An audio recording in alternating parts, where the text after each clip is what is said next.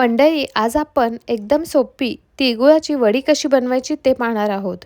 ह्यासाठी आपल्याला पाकसुद्धा बनवायची गरज नाही आणि ही वडी ना चिकट होणार ना कडक, एकदम ठिसूळ अशी वडी बनून तयार होणार. आणि आपण ह्याच मिश्रणाचे लाडूसुद्धा बनवू शकतो. हाताला चटके न बसता ही तिळगुळाची वडी कशी बनवायची ती रेसिपी पाहूयात. तर त्यासाठी एका जाडबुडाच्या कढईमध्ये 2 वाटी तीळ आपण थोडेसे ड्राय रोस्ट करून घ्यायचे. ह्या ठिकाणी तीळ भाजत असताना गॅस खूप कमी ठेवायचा, नाहीतर तीळ पटकन वरच्या साईडनी रंग बदलतात, परंतु आतून मात्र ते कच्चेच असतात. छान कमी गॅसवर आपण खरपूस असे तीळ भाजून घ्यायचे. तिळाचा कलर बदलण्याची ह्या ठिकाणी बिलकुलही गरज नाही. थोडा तडतड असा आवाज आला म्हणजे समजून घ्यायचं की आपले तीळ व्यवस्थित भाजून तयार आहेत आणि त्याला बाजूला काढून थंड करण्यासाठी ठेवायचे. आता सेम कढईमध्ये आपण 1 वाटी शेंगदाणे ॲड करायचे. 2 वाटी तिळासाठी आपण 1 वाटी शेंगदाणे असं प्रमाण घेतलेलं आहे आणि हे सुद्धा शेंगदाणे आपण मीडियम गॅसवर खरपूस भाजून घ्यायचे.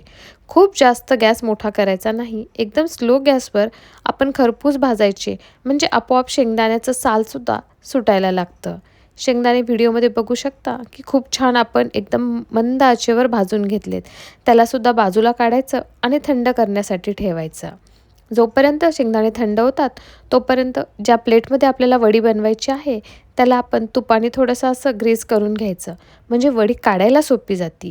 प्लेटला आधीच ग्रीस करून ठेवायचं, म्हणजे मिश्रण आपल्याला पटकन प्लेटमध्ये काढता येतं जेव्हा ते खूप गरम असतं. शेंगदाणे थंड झाले की आपण असा हाताने चोळून त्याचे साल काढून घ्यायचे. जमेल तेवढे साल काढायचे, सर्व साल काढण्याची गरज नाही. आता मिक्सरमधून आपण तीळ थोडेसे ओबडधोबड असे बारीक करायचे. एकदाच मिक्सरमध्ये सर्व तीळ बारीक करायचे नाही, थोड्या थोड्या प्रमाणामध्ये करायचे, म्हणजे आपल्याला त्याला व्यवस्थित ओबडधोबड असं बारीक करता येते. आणि तुम्ही व्हिडिओमध्ये त्याचं टेक्स्चर बघू शकता. तीळ आपण खूप जास्त पावडर केलेले नाहीत, कारण वडी खाताना अशा प्रकारचं टेक्स्चर आपल्याला जास्त छान लागतं. आता सेम पद्धतीने आपण शेंगदाणेसुद्धा मिक्सरमधून ओबडधोबडच बारीक करून घ्यायचे. खूप जास्त शेंगदाण्याचा कूट करण्याची गरज नाही. असे मोठे मोठे शेंगदाणे दाताखाली आल्यानंतर वडीची चव आणखीनच छान लागते. आणि ह्याच मिश्रणामध्ये आपण 4 चमचे साबूत तीळ ॲड करायचे, म्हणजे जे आपण मिक्सरमधून ग्राइंड न केलेले. ती भाजल्यानंतर मी 4 चमचे तीळ आधीच बाजूला काढून ठेवले होते.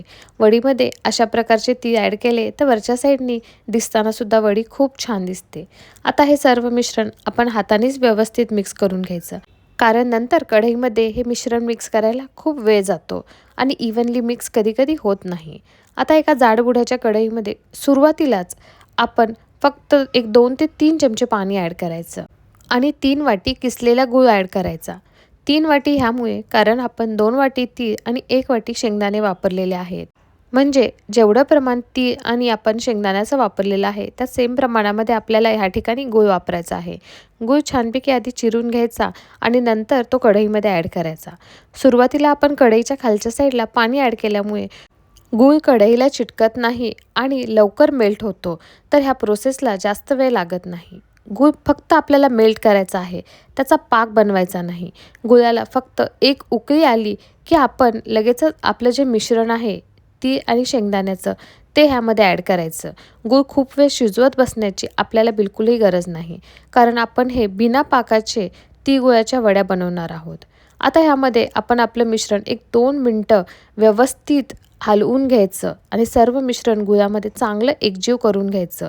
ह्या ठिकाणी आपल्याला हे मिश्रण गुळामध्ये शिजवायचं नाही, फक्त 2 मिनटासाठी त्याला आपण एकदम मीडियम गॅसवर गुळामध्ये मिक्स करून घ्यायचं आणि गॅस बंद करून टाकायचा. गॅस बंद करूनसुद्धा आपण ह्याला व्यवस्थित मिक्स केलं तरीही चालतं.